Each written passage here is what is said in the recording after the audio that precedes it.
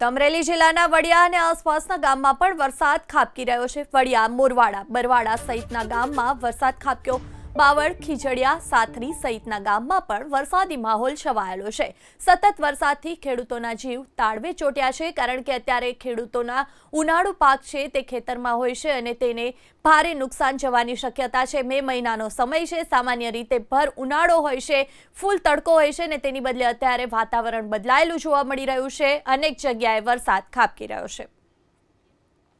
રાજકોટ જિલ્લાના જેતપુર તાલુકામાં વરસાદી માહોલ જોવા મળી રહ્યો છે। જેતપુર શહેર અને ગ્રામ્ય વિસ્તારમાં વરસાદ ખાબકી રહ્યો છે। તીનબત્તી ચોક, જૂનાગઢ રોડ વિસ્તારમાં પણ વરસાદી માહોલ જોવા મળ્યો હતો। જેતપુર અને આસપાસના ગામડાઓમાં પણ મેઘરાજા અત્યારે વરસી રહ્યા છે। કમોસમી વરસાદ થઈ રહ્યો છે। સતત વરસાદને કારણે ખેડૂતો ચિંતામાં મુકાયા છે। જૂનાગઢની વાત કરીએ તો તીનબત્તી ચોક હોય કે જૂનાગઢ રોડ હોય, આ તમામ વિસ્તારો એવા છે કે જ્યાં વરસાદ વરસ્યો છે।